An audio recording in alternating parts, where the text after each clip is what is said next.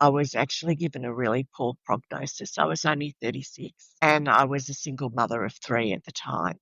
I was not going to die. I just decided I've got 3 kids I'm responsible for and I'm not leaving them. So I bloody well didn't. For people with chronic conditions like I have and being older and postmenopausal, I think it's really important that you look after your health.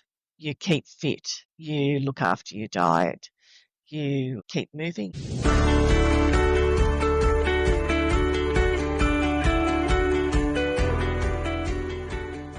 Welcome to the Wellness Nurse Podcast. I'm your host, Ros Lindsey, and I'm a registered nurse with a Masters of Public Health, and I'm here to help you live a healthier life for longer.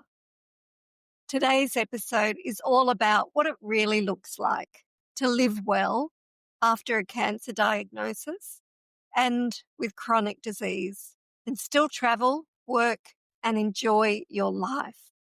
My guest, Cathryn Mackiewicz, is a really experienced registered nurse with the Western Victoria Primary Health Network, and she's in her mid-50s.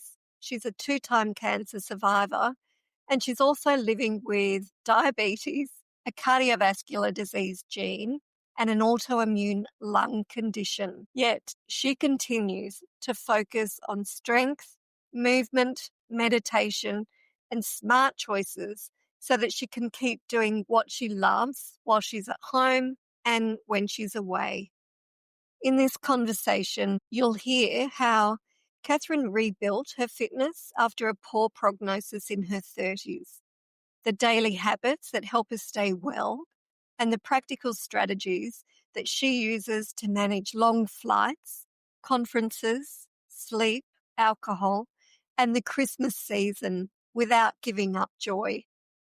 If you've ever wondered whether wellness is still possible after cancer or living with chronic disease, this episode is for you. So now I'm thrilled to introduce you to our special guest, Cathryn Mackiewicz. I met Cathryn at the APNA Nursing Conference in Brisbane, a conference focused on keeping people well and out of hospital. When I met you, you'd flown up from Victoria, and airports and long flights, they can be tough on the body and the mind. What are your top tips for navigating these travel challenges and staying healthy during air travel? I have a few health issues that I need to consider when I travel. I don't drink alcohol, keep really well hydrated. If the flight's going to be longer than a couple of hours, I'll wear some supportive stockings or socks. I like to, have some sort of nutritious snacks in my bag and water. If I'm feeling tired or a little bit flat, I'll often do just a 20-minute meditation on the plane and just take advantage of that quiet space when you're by yourself. Nuts, usually something protein-ish, maybe hard-boiled egg. And what is your health essentials packing list? And how do you manage to stick to luggage limits while keeping these essentials? Because honestly, a yoga mat, they're not small. So No, what I've else? got a How do cheeky you do it? yoga mat. Have you? Yeah, so it's basically like a microfiber towel with grip on the back, so I can compact it pretty small. I have a small bag and I just basically do a capsule wardrobe. I might pack one nice shirt and then the rest of it is just sort of comfortable things. You can chuck a blazer over the top and look smart. And I normally just bring a pair of shoes for the conference and my runners. I rarely go over the 6 kilos. Okay, so you've got the yoga mat, Yeah. you've got your runners. Yeah. Are there any other health-related items that you are packing in that 6 or 7 kilos? I'll have a T-shirt and some leggings. Yeah, that's about it. I try and book somewhere which has a pool so I can do a nice wind down. Okay. So that's the tip. So before you even get there, you are booking your hotel that has a pool. And what sort of activities are you doing there, and when are you fitting that in at the conference? Well, I try and arrive the day before, and I normally arrive not too late in the day so I can have a really nice walk, relax, have a swim before tea, have a nice dinner and have an early night. I like to be really organised and planned, so I like to know exactly where I'm going so I don't have to rush in the morning. And I like to plan my route so that I'm actually walking to the venue and getting a bit of exercise on the way. Often, as you know, with conferences, there's a party night. Yeah, so if I go to the party night, I don't stay too late. Yeah. Otherwise, you don't get anything out of the next day. Self-care is really important to me because I've had cancer twice, and I so see.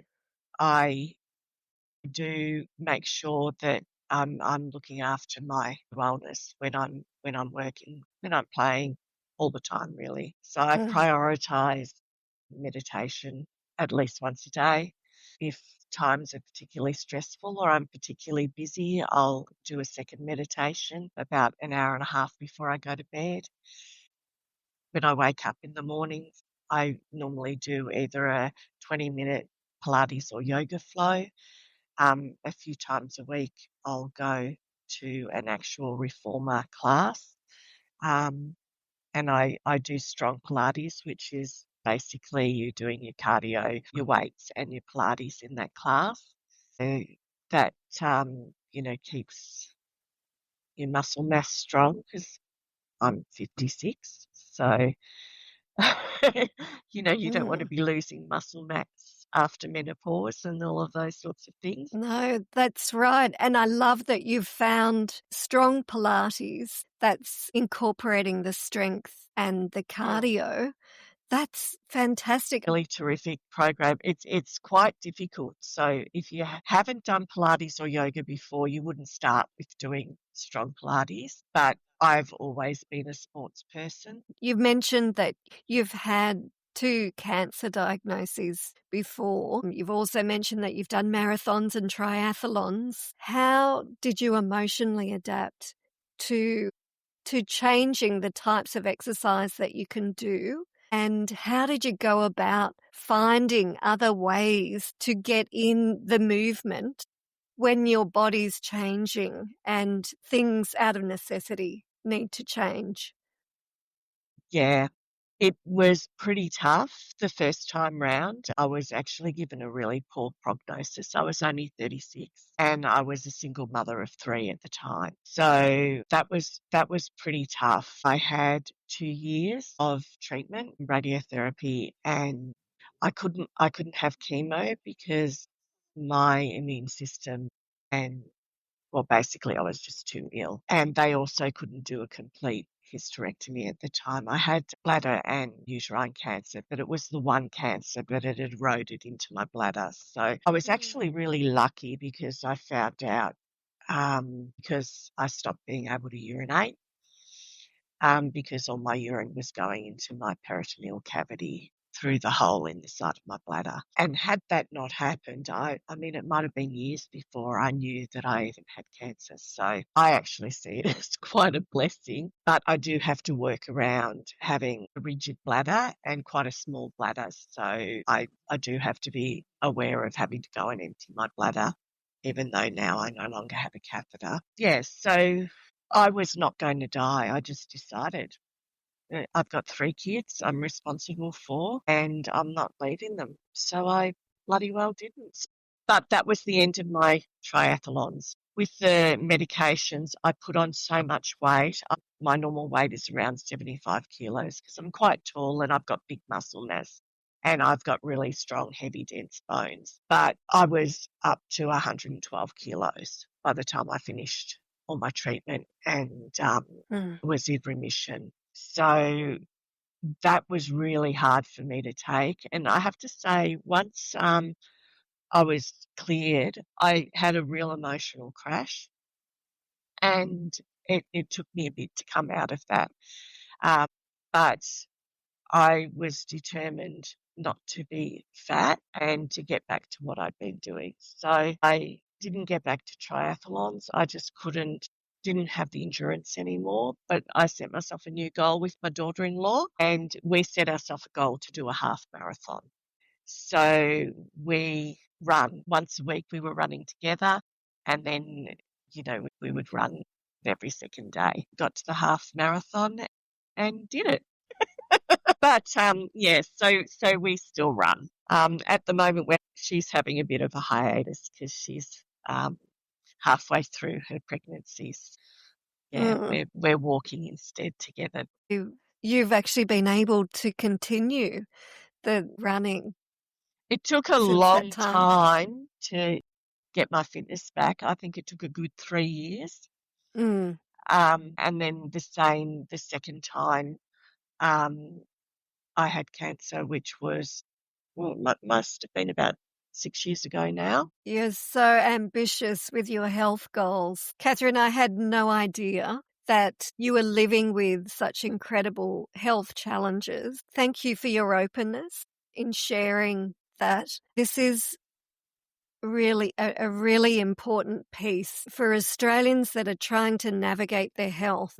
There are these significant challenges that interrupt our life, and You just got to then get back on the horse. we go on to live. You're saying that was when you were 36, you're now 56. That's 20 years of navigating life after that cancer diagnosis. And that's what we are seeing a lot more of in the world of cancer, that people are surviving it. And it sounds like it's been an incredible journey for you, and you were patient with yourself for that 3 years following. Oh, I wasn't. I wasn't patient. I was so frustrated. You have no idea. Being somebody who has so much energy, always sport-oriented, I drove myself mad. I drove poor Jen mad. I'm very impatient, but I know I've got to put the work in. I mean, I also am diabetic. I have the cardiovascular disease gene. Thanks, Mum and Dad. So, I also have an autoimmune disease called sarcoidosis that I've had ever since I was in my 20s, which affects my lungs. So I've got a lot of scarring on my lungs. But because I've always been really into sport, my initial lung capacity was that of a large man. So now it's appropriate for my size. So even though it's gone down, I still have good lung capacity. I'm aware that that's going to deteriorate over time. For people with chronic conditions like I have, and being older and postmenopausal, whether it be through surgical intervention or naturally, I think it's really important that you look after your health, you keep fit, you look after your diet, you keep moving. Movement is probably more important, and keeping all that range of movement and your quads and leg strength is more important than anything else. As we get older, our falls risk increases, our muscle mass decreases, particularly postmenopausally. You have to be aware of feeding your body good nutrition, good protein levels, and you need to keep that muscle mass. That's more important than worrying about weight, really. It really is. So that's what this podcast is all about. It's about showcasing what everyday Australians are doing. It's not rocket science. No. It's just simple things that people can do to look after their future health and improve their future health. And you are doing that in spades, Cathryn. It's picking up the sardines on toast rather than the chocolate biscuits for morning tea.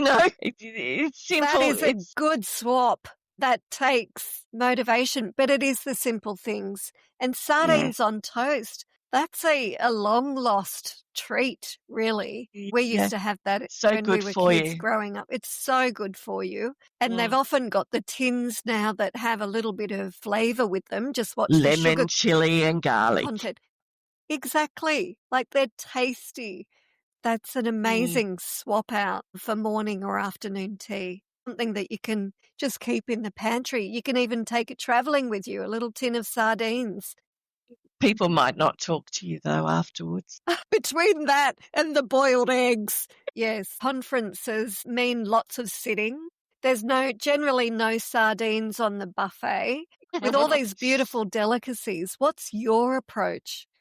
It's always hard food-wise at conferences, I think. I try and stick to fruit for morning tea. And normally for breakfast, I'll have like a savoury breakfast. So I'll have a hard-boiled egg, or I'll have an omelette with spinach and carrot and whatever in it, or a yogurt with nuts and a few berries. That generally will keep me going and stop me from having any glucose spikes or drops until about 2 o'clock in the afternoon. So if I do that, I'm usually pretty good. And then morning tea, when I get hit with the buffet, I normally go for the fruit.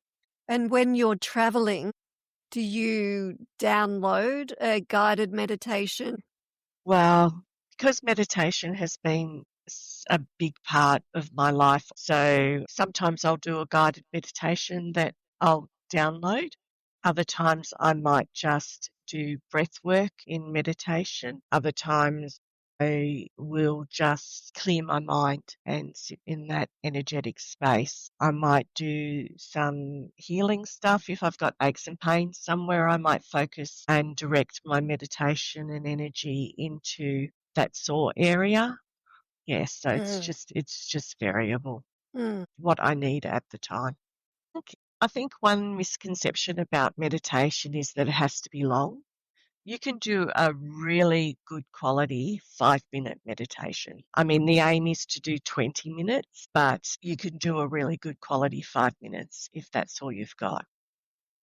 5 minutes can be the difference between being dysregulated and regulated. There's often sleep disruption when you're at a Yes. conference because the days start early and they go into the after conference activities. Yeah. What do you do with different time zones, hectic schedules? What are your tips for optimizing rest?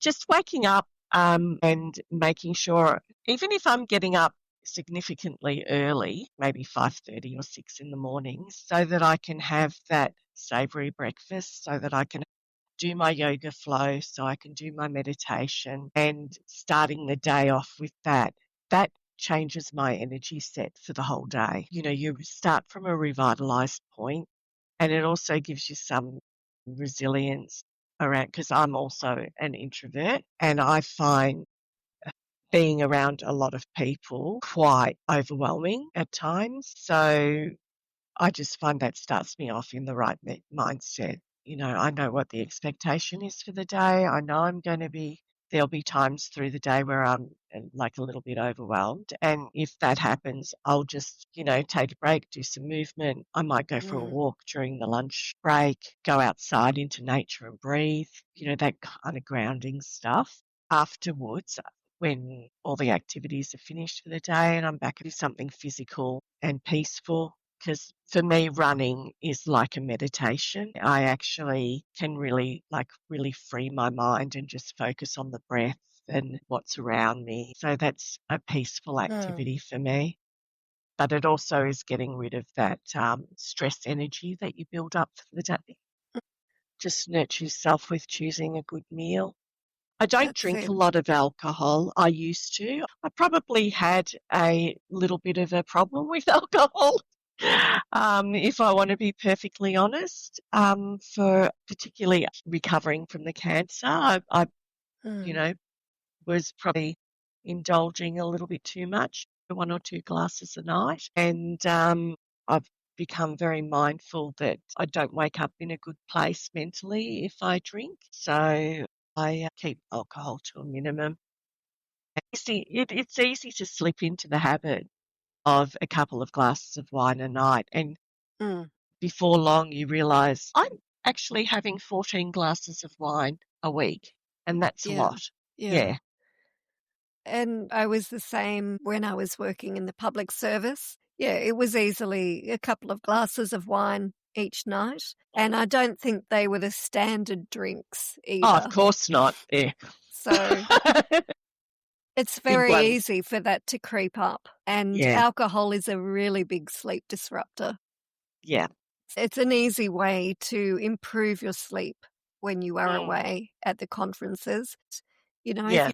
if you are going to have a glass of wine in those Enjoy it. situations, enjoy it and just have fun at the time. Stick to the Australian guidelines, and that's certainly no more than 4 in any one sitting. And I would say less for women. Before we move on to the specific health challenges that we can face with Christmas and the holidays, just take a note of the following. I've developed a special guide for you. It's a free guide called Obstacles and Detours, the Roadmap Forward. And it's 60 of the most common obstacles that we face when we're trying to make healthy changes in our life. And then 60 strategies. And it looks at nutrition and sleep, movement, avoiding risky substances, improving our social connections. So if you would like that, it's a really handy guide. I stick it on my fridge. You can find it at roslindsey.com/overcome. So just make a note of that, roslindsey.com/overcome. But stay tuned. We're just going to dive into how we can get through the holidays and Christmas in particular, and all the challenges that we face at this time of the year. So, Cathryn, with Christmas and Boxing Day feasts coming up, what's your advice for navigating the holiday food comas or avoiding Have these? a ball. Christmas is, once a year. And if I'm going to indulge, I will indulge at Christmas time. It's usually a pretty big party day for us.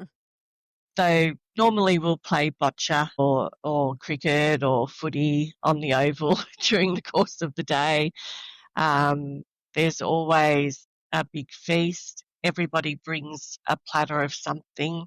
I will have a Hydrolyte pre lunch, and have a couple of Hydrolytes before I go to bed. So then there's no dehydration. Well, that's a very good tip if you are going to indulge and if you are going to have some alcohol at Christmas, pack some Hydrolyte as well.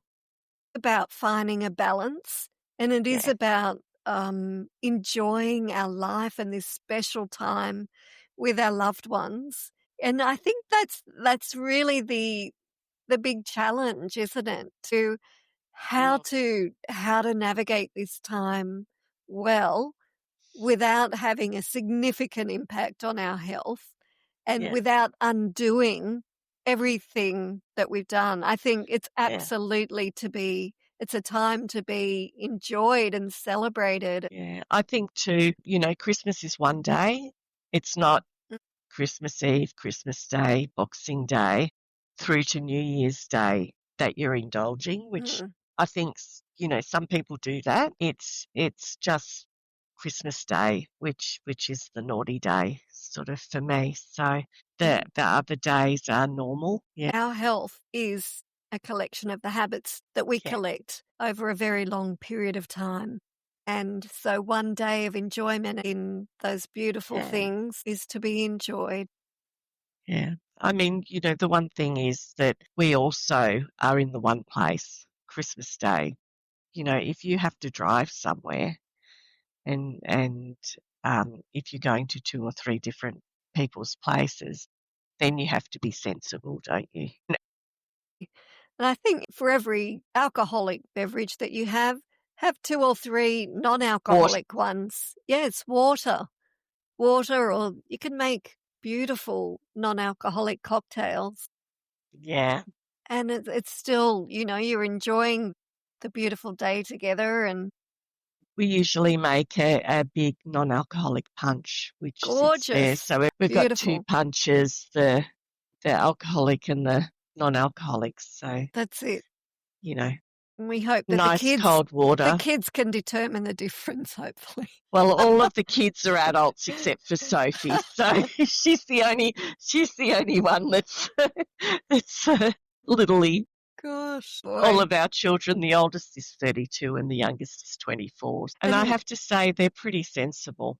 and what about, the extra social interactions that we have at this time of the year and navigating those? Work Christmas parties. With my work, we actually have a day, like an all day. There's no alcohol, but there is a lot of food and lots of fun and games and things like that. So that's a really good day, but it is exhausting. Say no to a lot of things. Okay. Yeah, And yeah. how do you say no? I just say no. Yeah. I You don't have to justify it. It's no, just a no. yeah. Okay. This probably sounds really, really rude, but my time is valuable. I like to spend my time with people I value. And during the holiday season, you get a lot of invitations from acquaintances um, or people that you don't know that well. And honestly, I'm really not interested in spending my time with people that, you only hear from every now and again. I would rather spend my time with the people that I value and who value me and invest in those relationships. So I will say yes to those ones, but I will say no to the others. Yeah, I think when you get to my age, you don't have to please people anymore. I'm not at the stage of my life where I'm career building and you have the dinner parties and all of that. Can I say BS? I'm at the stage of my life where I know who I am. I'm confident in who I am. I have my close-knit group of friends who I've had 40 plus years. I have my close family. And yeah, that's where I invest my time. There are additional stresses at this time of year with extra financial costs. And sometimes that in itself is a stress and affects our Absolutely. mental health and our physical health as well. It's really hard. I think families are doing it really tough. We did it tough. We weren't well off. 6 kids is a lot. We would set a very tight budget of what we were going to spend on each kid, and spoiling was for birthdays. Christmas was, you know, a couple of fun things, but a token. So that's how we did it. We also would put a little bit of money aside into a savings bank account once a week or once a fortnight. And sometimes it was tough to find $50 to put into the Christmas fund. We didn't have it, but if we didn't have the full amount, we would put what we had. And yeah, that's how we navigated it. But it was tough. Sometimes you had to resort to Mr. Credit Card. And I think the other thing too that's really hard about this time of year and Christmas time of year is it's also the time of year where you get all your annual insurance stuff. You get all those big bills. So you get the house and contents and the rates and registration. All of those things tend to come in this time of year as well. What we did was we did like partial payments and staggered those major yearly annual bills into each quarter. There would be one of them rather than all of them at once. And that actually helps a lot. That actually was probably the biggest thing that made a difference for us, is not being hit with all of those bills just after Christmas. Cathryn, thank you so much for all your honesty in sharing your story today. I'm so grateful. I think a lot of Australians will really identify with your story. It's navigating the health challenges, and it's a very real story that you've given us today. So that's what health is like. We focus on our health in the midst of all of these things that are going on in our life and all the other things that we just, when we're out of routine, and that's what doing it well is, and having the grace Mm, to ride with that and afford ourselves self-compassion and a mm. time to indulge a little bit at these special times of the year. So thank you so much for all that you've shared. You're welcome. Thank you. Disclaimer here. What we've discussed today, it's all very general information and for educational purposes, and especially in the context of our discussion with alcohol, we would recommend that you would seek individual medical advice for your health. So thank you for listening to the Wellness Nurse podcast. If you found this helpful, please subscribe, share it with your loved ones, and look forward to seeing you again. Thank you.